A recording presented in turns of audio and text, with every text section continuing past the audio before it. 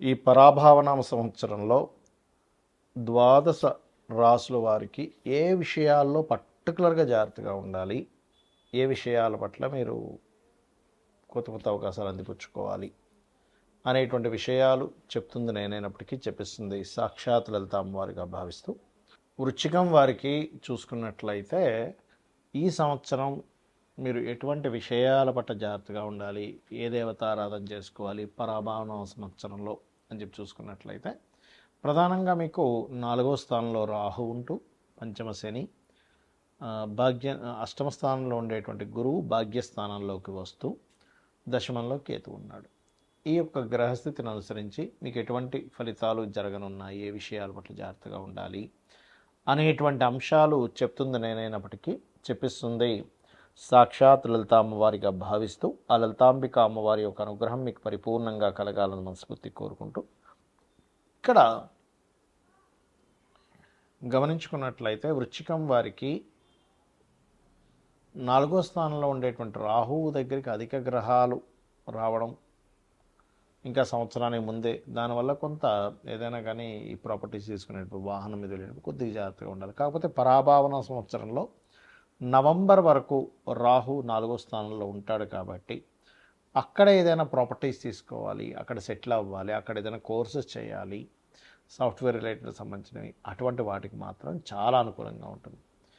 ఇక్కడ కాకపోతే మీకు పంచమ స్థానంలో శని ఉన్నందుకు కొన్ని నిర్ణయాలు తీసుకునేటప్పుడు తొందరగా తీసుకోవాల్సిన ఆలస్యం చేయడం, కొంచెం ఆలోచించి తీసుకోవాల్సిన తొందరగా తీసుకోవడం లాంటివి జరుగుతాయి. దీనివల్ల కొంత మీరు అనవసరంగా ఇబ్బంది పడతారు. కాబట్టి నిర్ణయం తీసుకునేటప్పుడు ప్రధానంగా జాగ్రత్తగా ఉండండి. అందులో ప్రధానంగా దశమంలో కేతు ఉన్నాడు కాబట్టి ఉద్యోగ నిర్ణయాలు, ఉద్యోగంలో జాయిన్ అవ్వడం అనుకోండి, ఉద్యోగంలో మానేయడం అనుకోండి, ఇటువంటి విషయాల పట్ల చాలా జాగ్రత్తగా ఉండాలి. ఇక మీకు వివాహ సంబంధించినటువంటి విషయంలో జూన్ నుంచి చాలా బాగుందని చెప్పుకోవచ్చు. జూన్ నుంచి వివాహం ఒకటే కాదు, సంతానం కోసం చేసే ప్రయత్నం కూడా ఫలిస్తుంది. బికాజ్ ఆఫ్ పంచమంలో ఉండేటువంటి శని మీద గురువు దృష్టి పడుతుంది. అయితే ఇక్కడ మీకు పంచమంలో శని ఉన్నందుకు కాలభైరవుడి యొక్క అష్టకం కనుక మీరు ఎంత చేస్తూ ఉండంత బాగుంటుంది. కాస్త ఉద్యోగ సంబంధించిన విషయంలో ఉద్యోగ స్థానంలో దశమ స్థానంలో కేతు ఉన్నాడు కాబట్టి రెగ్యులర్గా గణపతి ఆరాధన చేసుకోండి. మరియు 2 నామాలు ఉంటాయి, అవి రెగ్యులర్గా చేసుకుంటూ ఉన్నట్లయితే కూడా మీకు ఈ ఉద్యోగ సంబంధించిన విషయంలో ఇబ్బంది ఉండదు ఈ సంవత్సరం. అందులో ముఖ్యంగా నవంబర్ వరకు కేతువు దశమంలో ఉంటున్నాడు కాబట్టి ఓం కామేశ్వర ముఖాలోక కల్పిత శ్రీ గణేశ్వరాయే నమః, ఓం మాణిక్య మకుటాకార జానుద్వయ విరాజితాయే నమః. ఈ 2 చేయండి, ఖచ్చితంగా మీకు బాగుంటుంది. అదేవిధంగా కొంచెం సంతానం విషయంలో, ప్రేమ వ్యవహారాల విషయంలో, వాటి విషయంలో తీసుకునే నిర్ణయాల విషయాలు కూడా కాస్త జాగ్రత్తగా ఉండండి. నిత్యము కాలభైరవుడు ఆరాధన చేసుకోవడము, గోవులకి బెల్లం తినిపించడం చేయండి, అన్ని విధాలు బాగుంటుంది. ఇక్కడ ఏంటంటే ప్రతి ఒక్కరికి కూడా సంవత్సరం మారింది, నూతన సంవత్సరం వచ్చింది, ఇక్కడి నుంచి అయినా సరే లైఫ్ బాగుంటుందా అని చెప్పి ఆశపడుతూ ఉంటారు. మనిషి అభివృద్ధి అవ్వడానికి పడేటువంటి ఆశ ఎప్పుడు కూడా తప్పు కాదు. అయితే ఇక్కడ మీరు అర్థం చేసుకోవాల్సింది ఏంటంటే, ఎంతసేపు కూడా ఏలినాటి శని, సర్పదోషం ఉంది, ఇవి ఒకటే కాదు, మీ పర్సనల్ చార్ట్లో గ్రహాలు ఏ రకంగా ఉన్నాయి అంటే లగ్నం ఎలా ఉంది, లగ్నాన్ని బట్టి మీ ఎదుగుదల చెప్తుంది. మీ ధనాధిపతి ఎలా ఉన్నాడు అంటే సెకండ్ లార్డ్, సెకండ్ హౌస్ శుక్రుడి యొక్క పరిస్థితి ఎలా ఉందనేది క్లియర్గా తెలుసుకోవాలి. దాన్ని బట్టి ఏమవుద్దంటే మీకు ఎందులో ధనయోగం ఉంది, ఏ రూపంలో మీరు ప్రయత్నం చేస్తే బాగుంటుంది, ఎప్పుడు మీకు రైట్ టైం, ఇవన్నీ కూడా తెలుస్తాయి. అలాగే మీరు చేసే ప్రయత్నాలు 3వ స్థానం. మీరు ఇక్కడ ఏంటంటే వాస్తు కూడా మనకు ప్రభావం చూపిస్తుంది.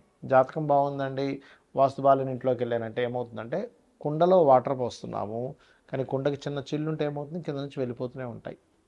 అలాగే వాస్తు బాగోనప్పుడు ఏమవుతుందంటే మీరు ఆ ఇంట్లో ఉన్నప్పుడు మీకు ఇబ్బంది కలుగుతూ ఉంటుంది. ఇక్కడ ఏంటి, మీరు ఏ డైరెక్షన్లో ఉండే ఇల్లు తీసుకోవాలి, ఎప్పుడు మీరు ప్రాపర్టీ తీసుకొని బాగుంటుంది, అసలు మీ పేరు మీద తీసుకోవచ్చా తీసుకోకూడదా, ఇవన్నీ తెలుసుకోవాలి ఇంట్లో. దాంతోపాటు ఇంట్లో ఏదైనా బాత్రూమ్స్ కొంతమందికి తెలియక ఫైనాన్షియల్గా ఎందుకు ఇబ్బంది వస్తుందంటే ఉత్తరంలో బాత్రూమ్లు ఉంటాయి, ఉత్తరంలో డార్క్ కలర్స్ ఉంటాయి, అంటే మనకి yellow, cream, red colours, pink colours ఇట్లాంటివి ఉత్తరంలో ఉంటే అవాయిడ్ చేసేసి కంప్లీట్ వైట్ కలర్ ఉండేలా చూసుకోండి, ఖచ్చితంగా బాగుంటుంది. అలాగే మరొక విషయం ఏంటంటే ఇక్కడ సంతాన అభివృద్ధి ఎందుకు కావట్లేదు, పంచమ స్థానం రుణము, రోగము, శత్రుత్వం ఇవి ఎక్కువగా ఇబ్బంది పెడుతూ ఉంటాయి. వీటికి సంబంధించిన పరిస్థితి ఏమిటి?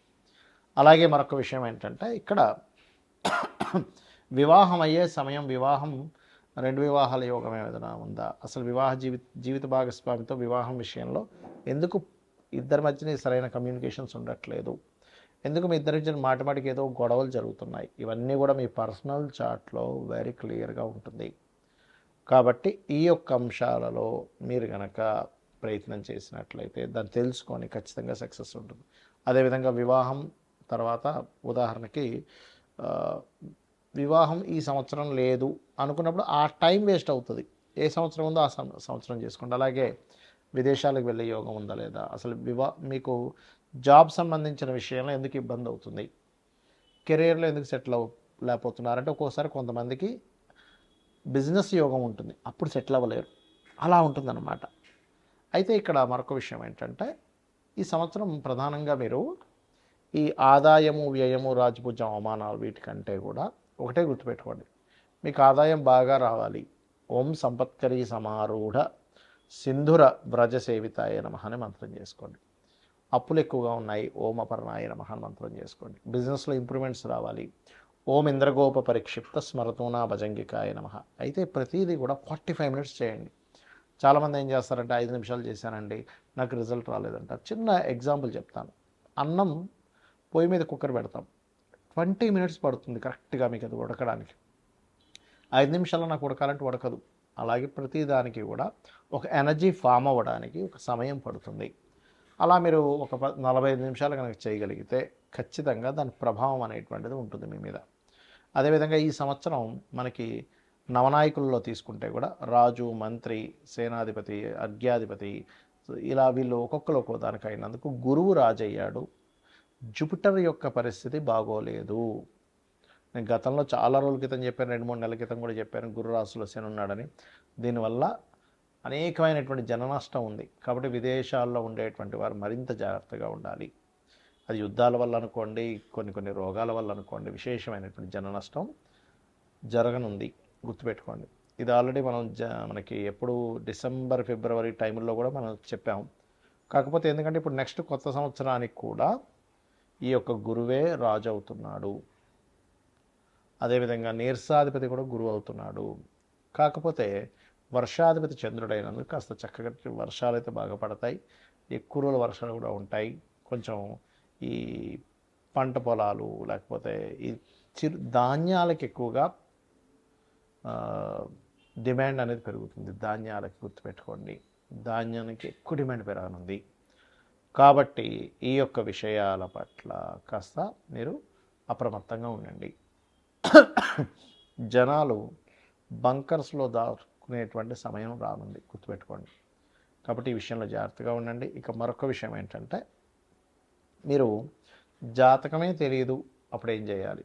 సింపుల్గా రోజు లలితా సహస్రనామాలు చేసుకోండి డైలీ, ఖచ్చితంగా బాగుంటుంది.